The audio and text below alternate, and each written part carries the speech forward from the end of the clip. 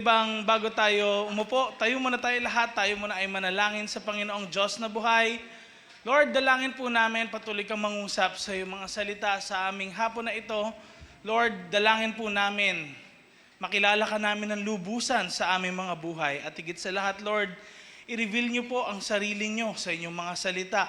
At ganun din po, huwag manakaw ng kaaway na dyablo ang aming mga tatanggapin ng mga salita mo, mensahe mo sa aming mga buhay.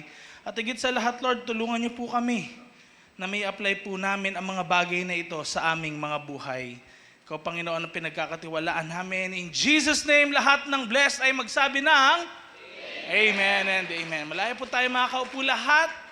And welcome po sa church, sa mga VIPs natin. If this is your first time, welcome po sa Radiance of God's Glory Global Harvest Church. Kung meron po kayo nakikita ng mga merong may tag dyan, pwede bang kamayan nyo sila on your seats? Sa mga nasa unahan nyo, nasa likod nyo, tignan nyo po, meron silang tags, ano? Welcome po sa Radiance of God's Glory Global Harvest Church. Ayan. And alam nyo po ba na meron tayong series for this month of October, and it's all about This is Our God. Sabihin nga natin yon sabay-sabay, This is Our God. Alam nyo po, ang sermon natin na ito, or sermon series natin na ito, we will really just discover who God is. Sino ba talaga si God sa buhay natin? At ganoon din naman, first and foremost, sino ba si God sa buhay ng mga tao na nakasalamuha niya nung siya ay nagkatawang tao dito sa lupa? Si Jesus po ang anak ng Diyos na kung saan siya po mismo ay Diyos na nagkatawang tao.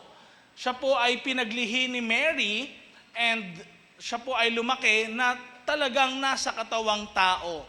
Hindi niya po ginamit yung power niya bilang God in a sense na siya ay naging invulnerable, pero talagang namuhay po siya na tao. Para bakit? Para saan? Para iligtas ang bawat isa sa atin. Alam niyo po sa church na ito, talagang sinasabi po namin na hindi kayo nag-church dahil kayo ay banal, kundi lahat tayo ay nag-church dahil kailangan natin si Lord. Amen? And alam niyo po, ito yung goal at minsan nami-misinterpret ng mga ibang tao na kapag Christian ka, parang ang feeling, ang banal-banal mo na. Actually, the Christians are not perfect. And kaya nga dumating si Jesus para gawin tayong perfect dahil bakit? Siya mismo, ang kamatayan niya sa cross, yun yung naging kabayaran para sa ating mga kasalanan. But of course, He is God, amen? Kaya siya ay nabuhay after 3 days and ganun din naman, nakita siya ng mga disciples. At ang isa po doon sa mga disciples ni Jesus ay sino po? Si Peter. And mind you mga kapatid, si Peter, alam ko, mapagkakatiwalaan siya na source kung saan masasabi na si Jesus talaga ay nabuhay, si Jesus ay nakausap, si Jesus ay isang historical figure at hindi myth lang or legend na gawa-gawa ng mga tao. Alam niyo po, si Jesus talaga ay nakausap, nakasama ni Peter, kasama niya pang kumain. And alam niyo po ba, isa sa mga ginawa ni Peter sa kanya, yung ayaw natin din gawin sa atin. Ano po yun? Itatwa tayo. I-betray tayo. And just imagine, si Jesus po for so many years, talagang naging close friend niya si Peter dahil around dun lang din po sa area na yon si Jesus na nirahan. And si Peter din po ay tinatwa si Jesus. Sa kabila ng mga panahon na sinusuplayan niya ng pangailangan si Peter, pero ginawan o sinuklian ng hindi maganda ni Pedro. Mga kapatid, if the Bible is not true, tignan natin, mag-investigate tayo, tignan natin ano ba yung mga probable things na masasabi na hindi totoo ang isang bagay. Most probably, kapag halimbawa magsasabi ka ng isang bagay na hindi maganda tungkol sa iyo at isusulat at mababasa for thousands of years, next 2,000 years. Katulad ngayon, just imagine, sinulat ng mga writers ng Gospels yung ginawa ni Peter na pagtatwa kay Jesus? Gusto mo bang maalala ng mga tao sa susunod na generations to come, yung isang bagay na kamalian na ginawa mo sa isang tao? I'm sure ayaw natin. Tama po ba? Tama po ba? And that is why, isa sa reliable thing yun. And minsan, tatanungin din natin, okay, kung reliable talaga si Peter, kung maaasahan ko yung sinasabi niya, bakit ba siya namatay? Di ba? Ano ba naging kamatayan ni Pedro? Siya po pala ay, ang sabi ng ibang mga text ay pinako ng patiwarik. Hindi parehas ng kay Jesus, kundi pabaliktad. Ang ulo po ay nasa baba at ang paa ay nasa taas. So bakit siya namatay? Hindi siya namatay dahil tumatakbo po siya na senador. Hindi siya namatay dahil sa pera. Hindi po siya namatay dahil sikat siyang tao, but he died for his faith. He died dahil ang pinapangaral niya sa mga tao ay si Jesus Christ. And that is why, dito natin makikita sa mga bagay na yon, mga small things na makikita natin na merong malaking impact kung bakit ba maaasahan din ang sinasabi ng isang tao. Pero ang tanong ko po sa bawat isa sa atin, mga kapatid, sa panahon na ito na nag-i-scroll ka sa social media, sa panahon na ito na nakakarinig ka ng iba't ibang mga news online, news sa TV, news sa radyo, sino pa ba ang nagsasabing totoo ngayon? Sino pa ba yung mga taong nagsasabi na talagang legit yung sinasabi nila? Marami ng kasinungalingan sa kapanahunan natin. Tama ba dyan? Marami ring mga tao nagpapanggap. Plastic pala. Ano? Akala mo maasahan mo pero hindi pala. Akala mo sasabihin na mahal ka talaga niya pero hindi pala talaga mahal. Alam niyo po, kahit din sa pananamit o pag-fashion model natin, kahit din sa mga nilalagay natin sa ating balat, sa ating skin, kahit buhok, sa panahon ngayon maraming peke. Amen ba dyan? And today, next slide please, merong mga versions ng katotohanan. May version ng katotohanan ng isang tao, may version ng katotohanan ng isa, may version ng katotohanan yung isa, and everyone is encouraged to live their own truth. Para bang, sige, kung ano yung totoo sa'yo, kung ano yung nafe-feel mo, yun yung gawin mo. And ang tanong, sa bawat isa sa atin ngayong hapon na ito, paano, next slide please, kung lahat merong sariling truth? Ito po yun, para sa akin, ito yung totoo, valid yung feelings ko, valid yung naranasan ko, ito yung totoo para sa akin, ito yung tama para sa akin. Tapos may isa na naman nagsasabi na ito rin naman yung sa akin. Kaya lang parang nagko-contradict na sila sa isa't isa. Kung lahat ng tao merong kanya-kanyang sariling truth, at nagko-contradict, anong mangyayari? Kaguluhan. Kaya po nagkakaroon ng chaos, kaya merong war, kaya merong mga bangayan sa social media, kaya merong mga hindi pagkakaunawaan dahil merong hinuhold na sariling truth ang bawat isa, and ngayon, wala ng absolute truth na pinapanghawakan ang mga tao. Kaya nagkakagulo sa ating mundo na ito. And the book po of 2 Peter is giving a warning, mga kapatid. Isang warning sa mga fake voices, sa mga twisted teachings, sa mga half-truths. Alam niyo po sa church na ito, we are encouraging people. Kanina meron tayong discipleship training with Bishop, and alam niyo po, ina-encourage din niya ang bawat isa sa atin to read, open our Bibles. Huwag mo lang ilagay yan sa shelf nyo, maalikabukan na, no? O kaya, ayoko po kasi matupi yung Bible. Hindi, bumili ka na lang ng bago kapag medyo nasira o natagtag na siya. Dahil bakit? We can be deceived kung hindi ka informed. Amen. Pwede kang maloko kung hindi mo alam yung mga nangyayari sa paligid mo. And that is why, ang gusto po namin talaga is malaman natin kung ano ang katotohanan. And ang katotohanan, mga kapatid, walang iba kundi ang Diyos lamang. Sa Kanya natin makukuha ang lahat ng totoo. Our God is truth, and His truth is our anchor in a world full of lies. Ang katotohanan niya po, ang masasabi nating totoo ang isang bagay kung hindi ito nagbabago. Kahit istoryan, kahit isang gawa-gawang kwento, dun mo lang malalaman kung gawa-gawa talaga yan pag nagbago. Amen? Kaya, ang ating topic po ngayon, our God is truth. Kung ikaw ngayon, punong-puno ng kasinungalingan yung buhay mo, pwedeng nagpapanggap ka na isa kang tao na hindi ka naman talaga yon. Mga kapatid, the truth will set you free. Ang hirap magpanggap, tama ba? And sometimes ganun tayo kahit sa social media. Sometimes ganun tayo pagkaharap natin yung iba't ibang uri ng mga tao sa ating mga buhay. And we are all finding what is true. Ano ba yung totoo talaga?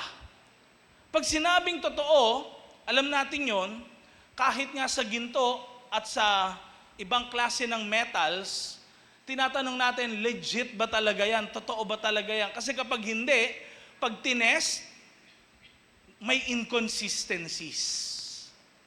Ganon din ngayon sa ating buong buhay. Totoo ba talaga lahat ng naririnig natin? Totoo ba lahat ng sinasabi natin? Totoo ba lahat ng mga bagay na nare-receive natin? Mga kapatid, sa Bible, hindi po pinipigilan ang mga tao to question. Actually, kung meron kayong question pagdating sa Christianity, we're open na tanungin nyo rin kami. Bakit? Kasi kami rin po, marami kaming tanong. And I believe yung iba sa inyo dito, marami kayong tanong sa mga leaders nyo or someone who invited you, no? Kasi bakit? Ang katotohanan hindi matatakot na tanungin. Kung totoo, walang dapat katakutan. Amen ba dyan? Alam niyo po, isa na rin ako sa mga taong sinungaling noon. Dahil bakit? Noong ako po ay elementary student, ang pinapakita ko lang sa magulang ko yung mga perfect na score. Yung mga pasado na quizzes. Sino sa inyo mga ganon? No? Tapos yung mga bagsak ka, out of 10, 3 ka lang. Sasabihin mo sa parents mo, Ma, bagsak kami lahat. Di ba? Dahil bakit? Talaga ba? O baka ikaw lang yung bagsak, no? Kaya sila ganon. Or sometimes kapag binigay yung quiz, tatapon mo na lang, tatago mo sa bag mo, iipit mo sa libro mo. Pero walang kalayaan. Kaya nung nakita ng parents ko yon, nagalit sila sa akin. Kasi bakit? Imbis na tulungan nila ako to improve on my studies, ang ginawa ko, tinago ko yung kahinaan ko. Tandaan po natin, the Lord is truth, meaning, ang Diyos gusto niya tayong tulungan. Gusto niya tayong palayain sa mga bagay na nahihirapan tayo. Because the world is full of lies. And one thing na nahihirapan tayo ay kapag po, next slide please, nasasaktan tayo. Sino sa inyo nasasaktan? Hindi lang sa physical, sa panlabas, kundi sa panloob. Di ba? Pag nabasted ka, kapag na-reject ka, kapag minsan nasabihan ka ng hindi naman talaga ikaw yun. Di ba?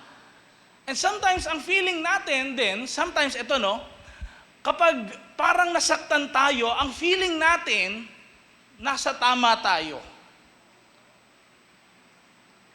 Parang automatic kapag hindi maganda yung na-feel mo, ikaw kagad yung tama. Napahiya ka, may hindi maganda nangyari sa buhay mo, in your friendship, nagkasalitaan kayo, nagkataasan kayo ng boses. Pero gusto ko pong sabihin sa inyo, hindi porke nasaktan ka, totoo na. Because many times, kahit ako rin po, nasasaktan ako sa parents ko kapag pinapagalitan nila ako. Pero pumapasok sa isipan ko na kapag 'di ba, mahal mo, hindi mo dapat sasaktan, tama ba? But ang pagkakaroon ng sakit or yung nasasaktan ka is really normal, lalo na kapag minomold ka to be the person that na maayos yung pamumuhay. And dito ko nakita, as I grow up din sa aking buhay, akala ko nung una di ako mahal ng parents ko. Kasi bakit? Lagi nila akong kinokorek, lagi nila akong pinagsasabihan, lagi nila akong talagang nagagalit sila sa mga actions ko. Hindi lang parents ko, kahit din mga ibang mga tao sa buhay ko. Akala ko, hindi nila ako mahal. Kasi bakit? Madalas ganun tayo kung anong nafe-feel natin, feeling natin totoo na. Kaya sabihin mo sa katabi mo, hindi porke nasasaktan ka, totoo na. Nasaktan ka, binrake ka, parang feeling mo rin, di ba? Ay, ang pangit ko na siguro. Ay, siguro di ako enough. Ay, wala siguro akong nakitang traits ni ganito, ni ganyan. But let me tell you, hindi porke nasaktan ka, totoo na. At next slide please. Hindi rin porke trending, totoo na. Hindi porke ginagawa ng lahat, meron ang lahat, normal sa lahat, totoo na. Kasi maraming mga tao, ginagawang trending ang isang bagay na mali para maging tama. At ang tama ngayon nagiging mali. Hindi po porket ginagawa ng marami, totoo na o tama na ang bagay na yon. Alam niyo po, ang truth, next slide, should be based on something or someone that does not change. Inuulit ko po, ang truth ay base dapat sa hindi nagbabago. Meron ba talaga, pastor, na tao, bagay, entity na hindi nagbabago?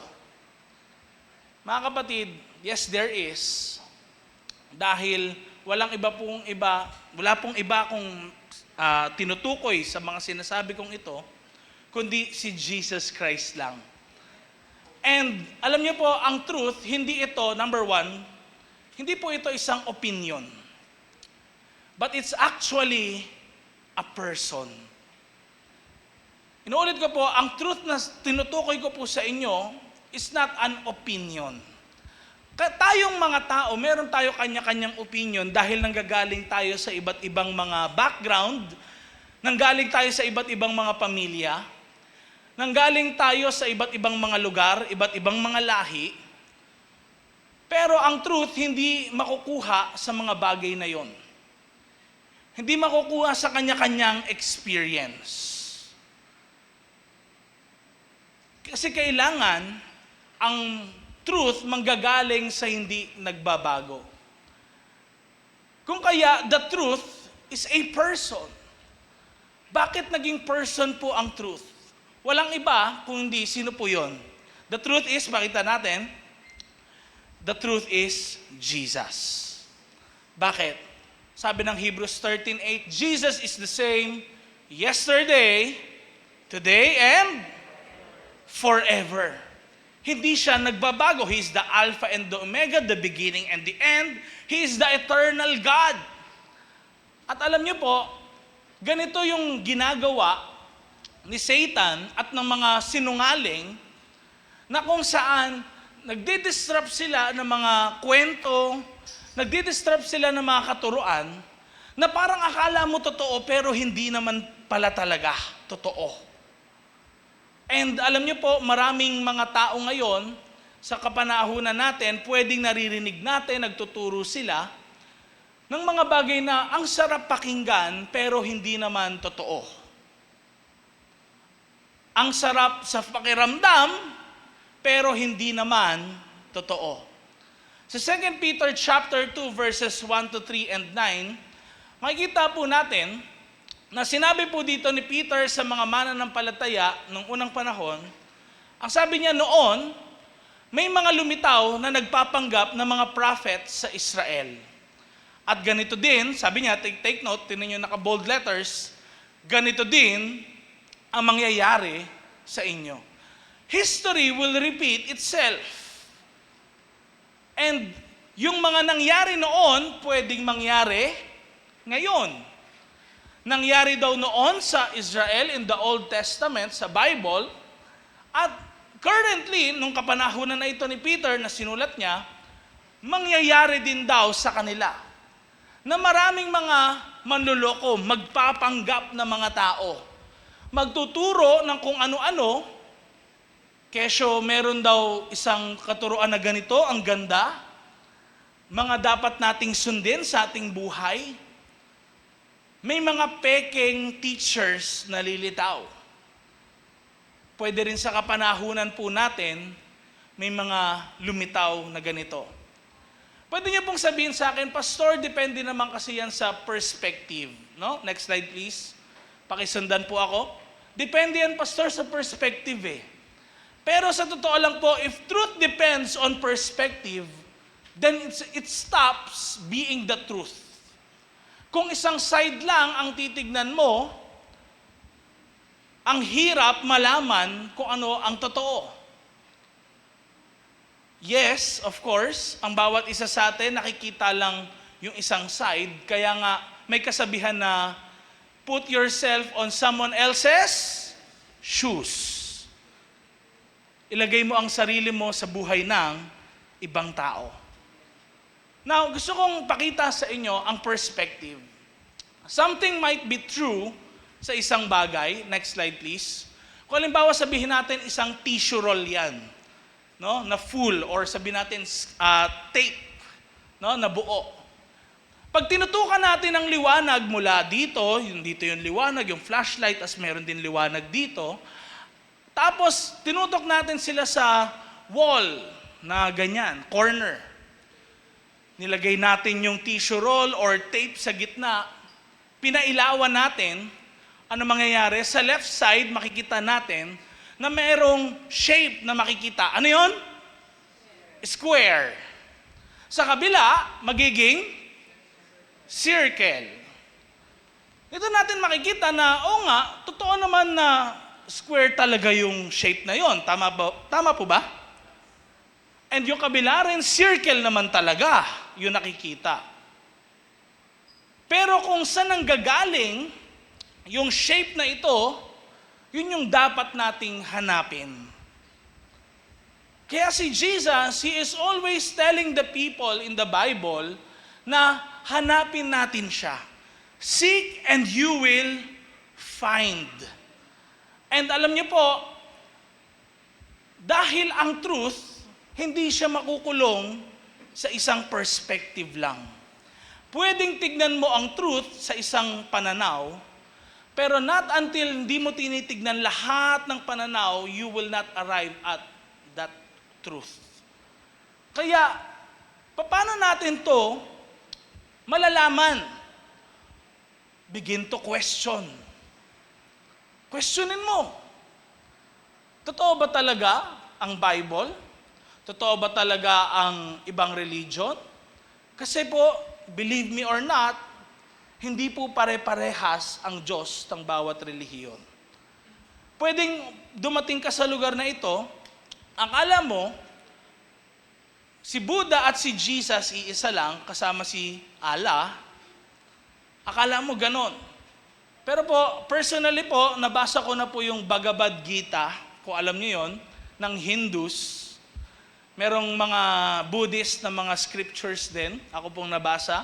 Basa ko na po yung buong Quran. Because I was also asking, ano ba talaga yung truth? For the Buddhist pala, ang goal is nirvana and into nothingness. Ibig sabihin, sa Buddhist, wala silang kinikilalang God. Si Buddha po ay hindi Diyos, kundi spiritual guide lang. Sa Hindu, there are 200 million gods. then sa Christianity, may nag-iisang Diyos na nare-reveal in 3 divine persons. Si Allah,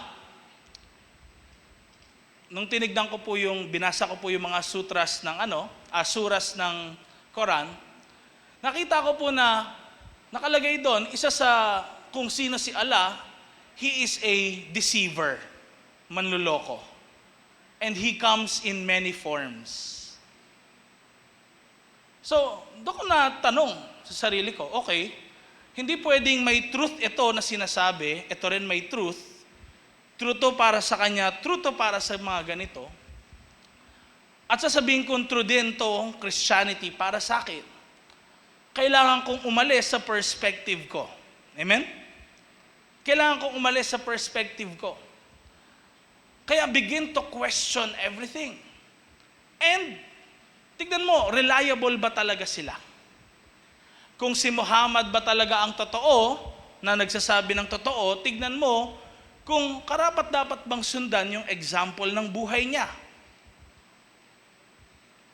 Example, dapat ba talaga yung asawa niya, mapapangasawa niya, 9 years old, si Aisha?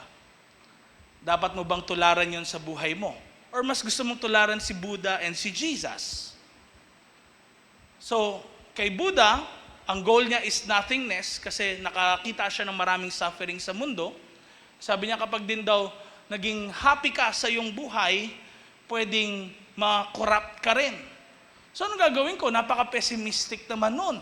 Sabi ko sa sarili ko, I'm sharing just my experience, naman nun, pessimistic naman nun. So, anong gagawin ko sa buhay ko? Mawala na lang akong parang bula. But I found hope, mga kapatid, in Jesus.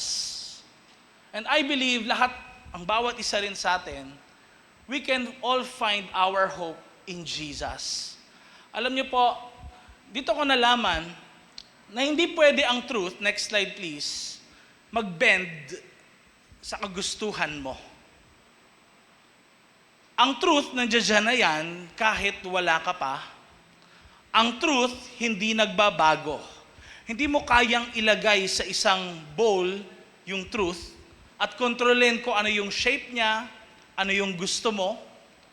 Ang Diyos, una sa lahat, hindi pwedeng mag-obey sa'yo, sa kagustuhan mo, mag-bow down sa'yo, dahil ang Diyos ay hindi genie.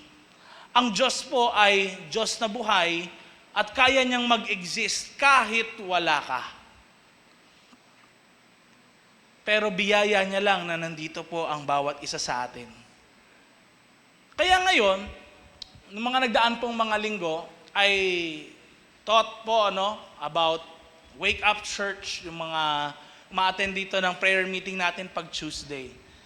And nabanggit ko, next slide please, na may dalawang bagay tayong makikita kung merong worldview ba na nagpo-promote ng human wisdom imbis na i-promote din si God sa kanilang buhay at inaalis si Jesus Christ sa mga ito. By the way, baka hindi niyo po alam, ang founders po ng science ay hindi po mga atheists, mga hindi naniniwala sa Diyos but Christians. Si Albert Einstein ay Christian, si Blaise Pascal ay Christian, Galileo Galilei is a Christian, marami pa po, no? Pero alam niyo po ba na kadikit ng Christianity ang science? It's never separate sa isa't isa. Kung kaya, makikita natin, the enemy will want to distort yung truth para maloko kanya. Maglalagay siya ng maliliit na lies sa katotohanan. Para bang sinabi na, anak, bumili ka ng suka, binigyan ka ng 50 pesos. Tapos, nalaman mo na yung suka ay hindi pala 50 pesos, 20 pesos lang pala.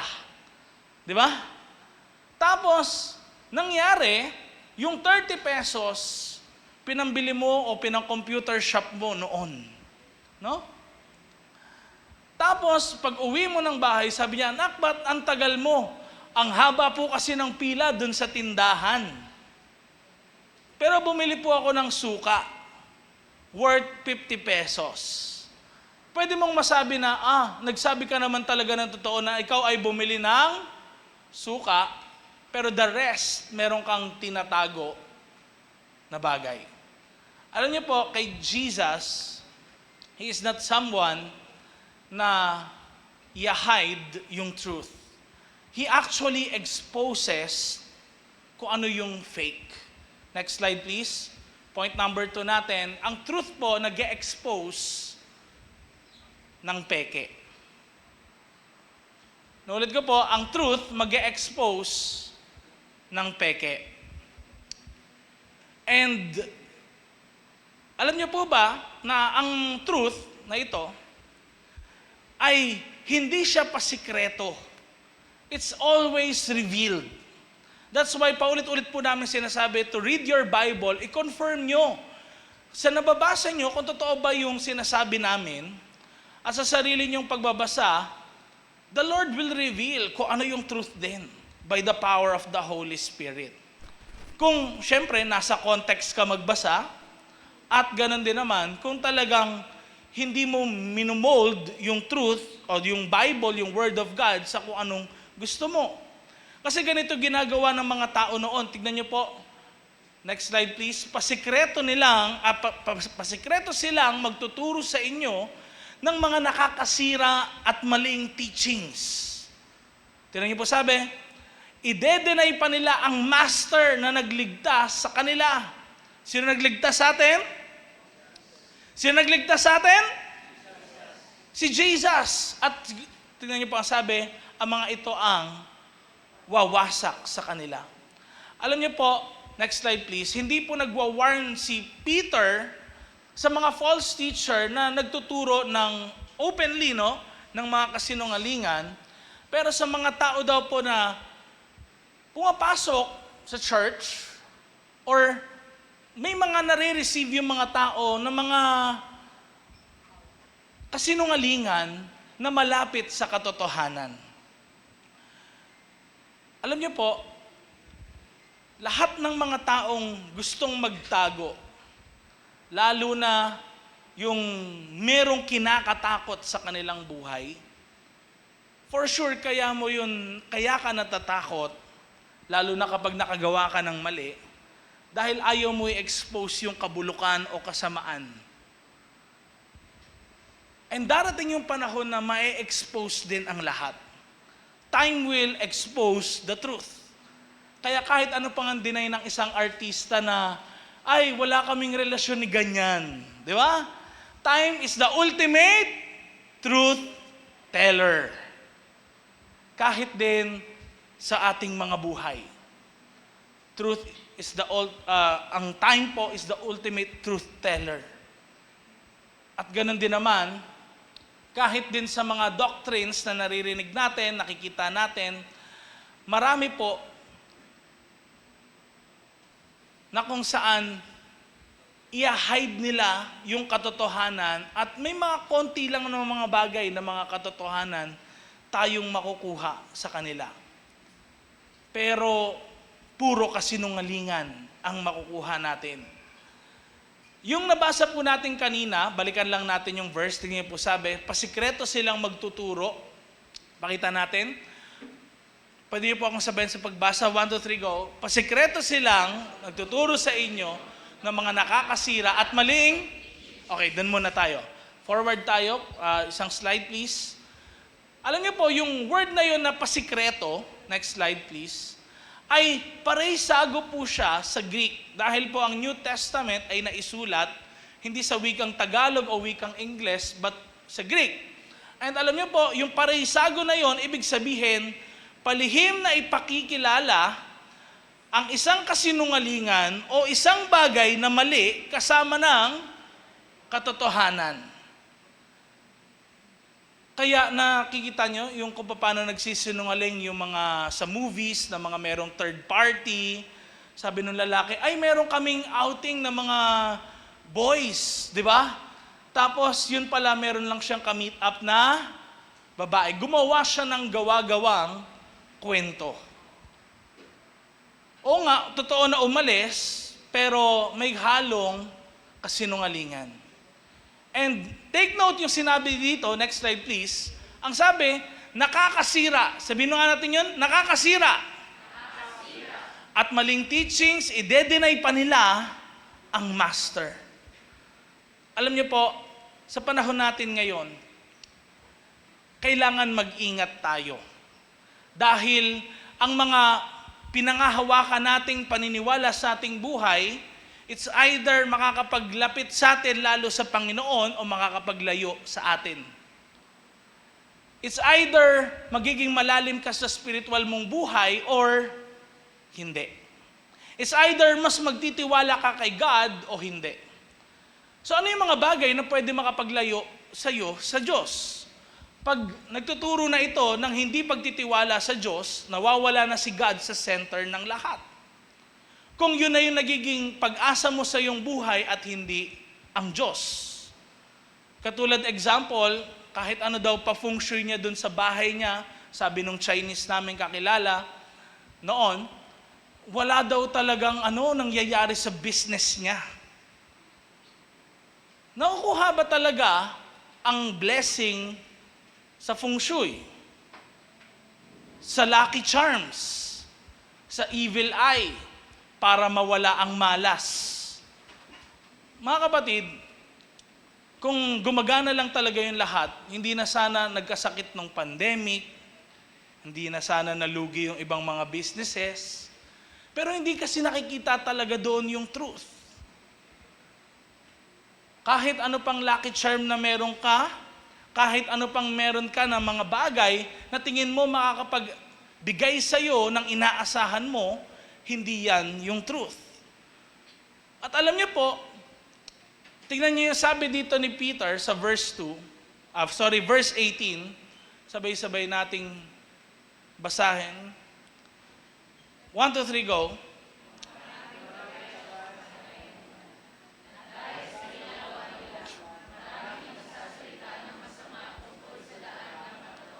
Sorry po, it's 2 Peter chapter 2 verse 2.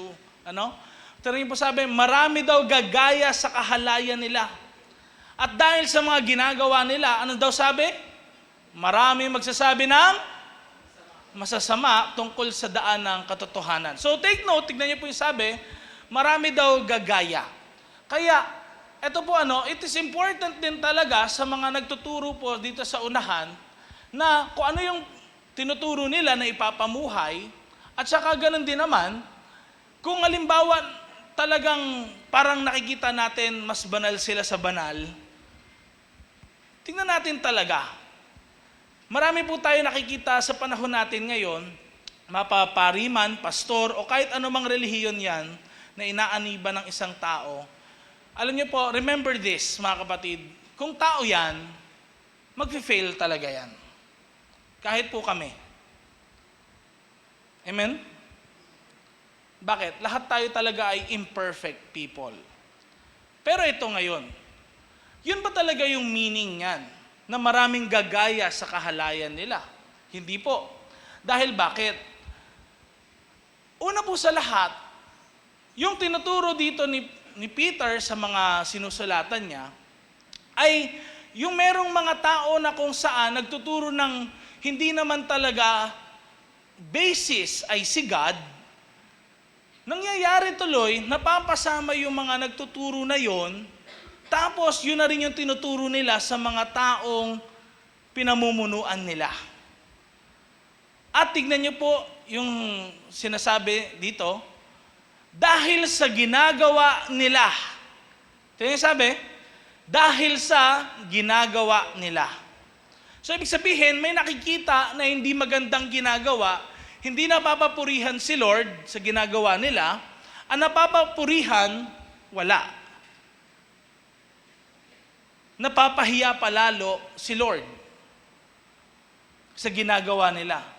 Kaya hindi natin tuloy ngayon may iwasan na mayroong mga taong magsasalita ng masama tungkol sa daan ng katotohanan. Marami nang magsasabi na, ay, puro ka Bible verse, pero ganito naman yung buhay mo. Napapahiya rin tuloy talaga tayo at yung mga tao rin po na gumagawa noon, they are cursing God in their lives. Para tayo talaga hindi maloko mga kapatid, next slide please, investigate. Tanungin mo. Kasi hindi takot ang katotohanan sa tanong. Yung mga kataga o mga life na mga natin, na mga pinangahawakan natin, life quotes natin. Next slide, katulad ng, you only live once. Yes, totoo naman talaga, you only live once. Pero, kulang siya. You only live once, so, ayusin mo na talaga. Do your best sa lahat. Bakit? Pwedeng you only live once, gagawin mo na lahat ng gusto mo kahit makasakit ng kapwa mo. You only live once, pero okay lang sa'yo makatapak ng buhay ng iba. Kaya tignan natin, oo tama, you only live once, pero the truth, kailangan kumpleto. Kailangan hindi siya isang side lang. Nagets niyo po ako? And tignan niyo po sabi, I'm spiritual, not religious. Pwede pala maging spiritual, tas hindi ka relihiyoso. Paano nangyari yon? Ano ba kaibahan ng pagiging religious sa spiritual? Kasi ang religious, sabi ng Bible sa Book of James, true religion is this. Ay ano daw? Pagtulong sa mga mahihirap at nangangailangan. That's true religion. Hindi pwedeng spiritual ka lang. Hindi pwede na nagbabasa ka ng Bible, nagpe-pray ka. Amen? Hindi pwedeng ganon. O kaya, nagpe-preach ka, nagsishare ka ng Word of God, sabi mong mahal sila ni Lord, pero binubugbog mo naman asawa mo, anak mo, niloloko mo naman yung parents mo, niloloko mo naman yung partner mo, hindi pwedeng ganon. Sabi mo sa katabi mo, hindi pwede yon. And tignan nyo rin, next is what? Manifestation. Though, alam ko po, maraming nakakakita sa inyo sa social media, minanifest daw ni ganito yung kanyang mapapangasawa. Nag-type sa Twitter, di ba? Magiging asawa ko si ganyan. Again, question, i-investigate mo lahat. So, lahat ba ng tinatype natin, imamanifest talaga natin na ganon? Na kung makukuha lang natin yun, paano kung may asawa yun? Di ba? Mamanifest ko yung bagay na yon. Kung lahat ng bagay makukuha natin sa pagmamanifest, napakadali pala ng buhay. Hindi na natin kailangan si God. Nakuha niyo ba? And tama ba yon? Follow your heart. Kung ano yung nararamdaman mo sa puso mo, sundan mo lang. Is it right? Katulad din ito, the Bible is outdated. Paano magiging outdated ang truth or katotohanan? If truth is eternal, if truth is kahit sa panahon natin, relevant pa rin yung pinag-uusapan natin, how can it be outdated? And kung titignan din natin, ang buhay natin, oo nga, nagbabago yung culture, nagbabago, di ba, yung mga pamamaraan ng mga tao kung paano makakasalamuha yung iba. Iba sa inyo dito, naabutan ba yon ng mga parents nyo? Kapag daw, nakita lang nung lalaki yung mukha nung babae, ikakasal na sila. Nabalitaan niyo ba yon? O kaya nahipo lang kahit yung laylayan ng damit. Ikakasal na daw. Yes, of course, outdated yung culture na ganon. But what about morality, which is more important? Ang morality ba dapat nagbabago? Ang morality ba, what is right and wrong, dapat ba nagbabago? Mga kapatid, tandaan natin na ang buhay po ng mga tao in the New Testament or 2,000 years ago, sobrang iba sa buhay natin ngayon. We are enjoying the benefits of Christianity. Una sa lahat noon, ang daming slaves. Diba? Ang daming slaves. Tapos, yung mga babae, wala silang available na na education. And kahit din sa society, hindi sila pwedeng mag-angkin ng land. What else? Kapag halimbawa, merong revenge, talagang awayan ng awayan, walang peace na nangyayari. Ang daming benefits ng Christianity sa kapanahunan natin ngayon, kaya may charity, may hospital. Kita niyo 'di ba? Hospital, cross. Merong mga ano bang tawag sa ganun? Yung mga bahay ampunan. Yung mga ganon. Orphanage. Ba't may ganon? It's because of Christianity as well.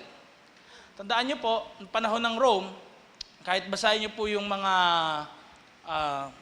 history books ni na Josephus, tsaka ni na Pliny, the Younger, sabi po nila, yung mga bata daw po noon, baby ng mga buntis na slaves, tinatapon sa river. Di ba sa Rome, Italy, di ba merong mga canals doon? Tinatapon nila yung mga babies doon. Bakit? Kasi kapag lumaki yung anak nila, wala silang papakain. Tapos, papatayin lang din o gagawing sex slave yung anak nila na pinanganak. So ngayon, tinatapon nila sa river. Ang baby, kapag tinapon mo sa tubig, hindi yan malulunod. Kasi yung womb, puro tubig. No? So ngayon, tinatapon nila yung mga baby. Sino kumukuha? Guess who? Guess who? Christians. Kaya tignan nyo na lang yung impact ng Christianity ngayon. Even the ones na nagpo-push na mawala yung slavery are Christians. Meron ngang letter din si Paul sa Bible kay Philemon na meron siyang slaves. Sabi niya, treat si ganito na brother mo kay Lord. Tama rin ba to? If it feels right, it must be right. Kung anong nararamdaman mo, yun na rin, tama talaga yon. How about energy? I-feel mo lang yung energy. Ano ba talaga yung energy na yon? All religions lead to the same God. Tama ba talaga yon? Self-truth, is it really true? Love is love. Wala tayong magagawa dyan eh. Love talaga. If the stars align, pastor, kapag yung mga planeta lahat diretso, maganda siguro mangyayari sa buhay ko. Pastor, kung yung mga ng Sagittarius, yung constellation niya, perfecto, kitang-kita, maganda siguro mangyayari sa buhay ko. Mga kapatid, let us investigate. If it is really true, mapapalapit ka kay Jesus. Amen? Mas makikilala mo si Lord sa iyong buhay. Next slide, please. Truth po is not just light to expose darkness. Actually po, it is a mirror to correct us. Hindi ko po sinasabi dito na mali kayo agad. No, but analyze. Ask God. Pray to God. Lord, i-lead niyo po ako. Ano po ba yung tama? wag po manguna yung sarili kong knowledge. Ano ba yung mga bagay na dapat kong itama sa buhay ko? And if you're hearing something na parang, ay, ganun ako, pastor ah, I encourage you. Dahil ang light, it exposes darkness. Not necessarily nakaka-hurt, pero it's a mirror na sinasabing, teka, may kailangan kang itama. Ang hirap po linisin ng isang lugar na madilim. Tama ba? But when light is on, ang daling maglinis. Kasi bakit? Kita mo kung anong magulo. Kita mo kung anong marumi. And we encourage everyone to what? Next slide please. Read your Bible. May kanta nga dyan, di ba? Read your Bible and pray every day. Pray every day. Di ba? Bakit? Kasi hindi ka madideceive. Be devoted in seeking God. Next slide, please. Sa 2 Peter chapter 3 verse 18, tignan niyo po ito yung actually yung conclusion sa buong letter na to ni Peter. Ang sabi niya, patuloy kayong lumago sa kagandahang loob ng Panginoon at tagapagligtas nating si Jesus Christ. Tignan niyo yung sinabi, patuloy kayong lumago. Grow. Hindi manatili sa kung ano yung alam mo lang noon, hindi manatili sa kung ano ka dati, nung una kang Christian, pero lumago. Sabihin mo ngayon, lalago ako. Lalago ako. And tingnan niyo yung sabi dito, at sana yung hope ni Peter sa mga sinusulatan niya, mas makilala niyo pa siya. Huwag niyo pong isipin na kaming mga preachers, sobrang kilala na namin si Lord at parang na-reach na namin yung top. Kahit po sina Peter, sina Paul, talagang sila patuloy ay nagsisik kay God. And lahat din tayo dapat ganon.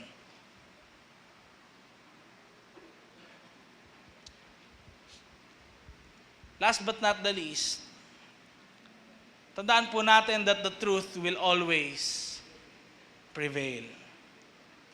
Sabihin nga natin to ng may malakas na tinig. 1, 2, 3, go. Truth will always prevail.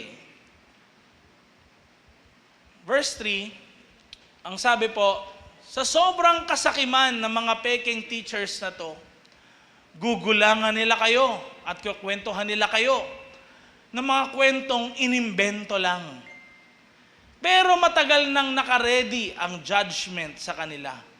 At hindi natutulog ang magpaparusa sa kanila. Kung si Satan po ay ang father of lies at si Jesus ang truth, ibig sabihin lang talaga, kasamahan ni Satan or nadideceive ni Satan ang mga nagsisinungaling. Kaya kahit sa government natin, kahit sa businesses natin, kahit sa pag-aaral natin, mga kapatid, hindi gusto ni Lord na merong gawa-gawa lang. Hindi gusto ni Lord ng fake news. Hindi gusto ni Lord na merong mga taong nagpapanggap. Ang gusto ni Lord yung totoo. Because God looks not at the outward appearance, but God looks at the heart. God looks at the heart. And alam ni Lord yung motive mo sa lahat ng ginagawa mo. Tingnan niyo yung sabi, matagal nang nakaredy yung judgment sa kanila. Ang judgment, hindi nasa atin. Hindi nasa iyo at sa akin. But the real judgment is to God. Oo, pwedeng masasabi mo, ba't hindi ngayon, pastor? Because God knows the time, and of course, kailangan natin pagkatiwalaan yung basis niya and lahat ng mga bagay. Because kita niya kasi, past, the present, the future, the thoughts, pati yung nasa sa loob ng puso natin. At ganun din naman, mahal ni Lord ang bawat isa sa atin. Verse 9, ang sabi po, sabay-sabay natin basahin. 1, 2, 3, go. So, alam ng Panginoon kung paano ililigtas ang mga makadiyos mula sa mga paghihirap nila, habang pinaparusahan niya yung mga masasamang tao hanggang sa dumating ang araw na i-judge sila. It's really entirely into God's hands. And at times, kahit ang government, walang magagawa doon. Ang church leadership, minsan, wala talaga magagawa doon. Ang mga tao sa paligid natin, meron lang talaga magagawa na extent. But not to the full. Pero, alam ni Lord, kapag siya nag-judge, it is right. Kapag rin siya nag-reward, tama rin din talaga para sa isang tao. Kaya, ang tanong sa bawat isa sa atin, ano na ngayon yung pinapanghawakan mo sa buhay mo? Is it something na kung saan hindi ba talaga nagbabago? Is it something na kung saan mas mapapalapit ka kay Lord or not? Paano ngayon kapag ang lahat ng tao sa paligid mo nagsasabi ng kanyang opinion? Dahil libre naman talaga magsabi, mag-post ng kanya-kanyang opinion. Ano pong gagawin natin? We must stand on our conviction. At kapag ang culture ngayon, binabago na, anong nangyayari?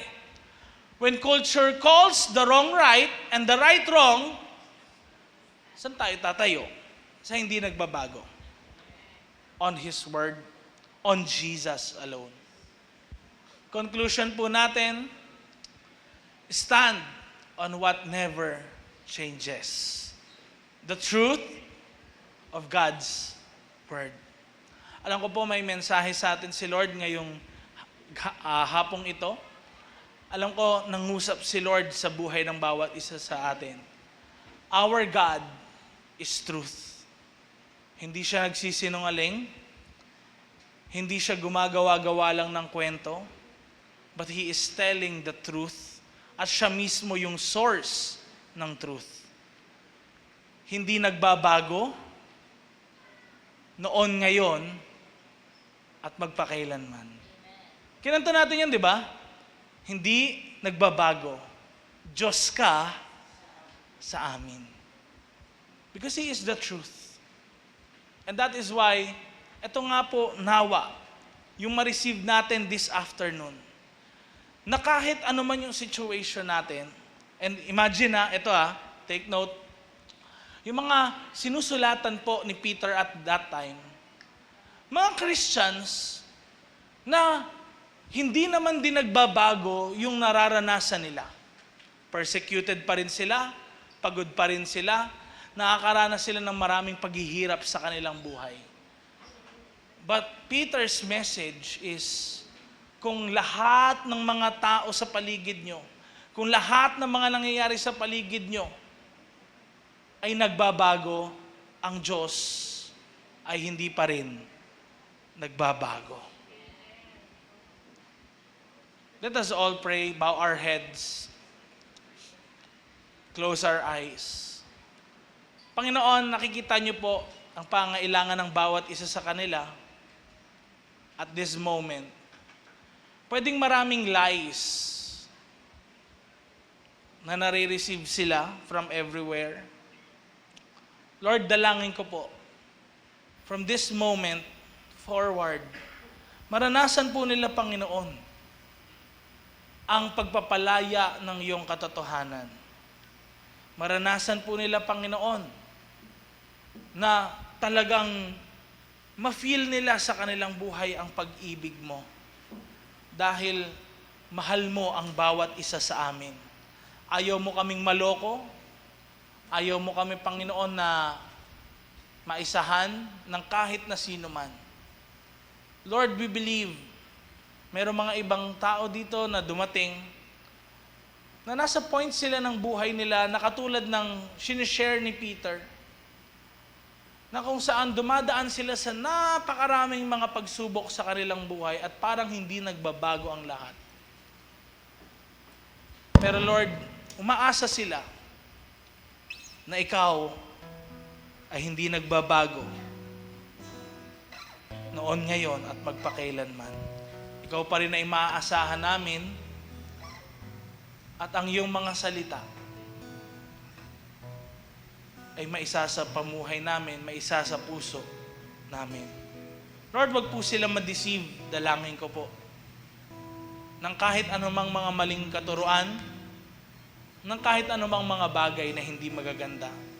Bagkus, Lord, dalangin ko po na sa kanilang pagsisik, kanilang pag-i-investigate sa mga ito, malaman po nila, Panginoon, that you are the way, the truth, and the life.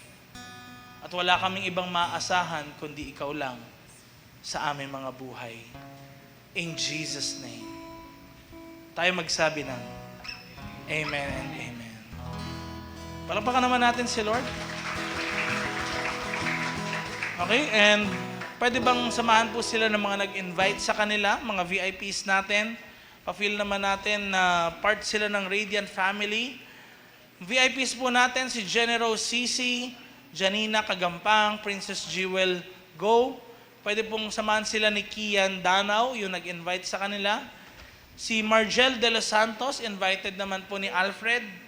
Pwede po kayong pumunta sa unahan. Ayan. And then second timer din natin, welcome pa rin natin siya, si Erica Falcone. Pwede po kayong pumunta sa unahan and we want to get to know you. Makamayan din po namin kayo and be part of the Radiant family. Come on, tayo po tayong lahat and meet naman natin sila ngayong hapon na ito.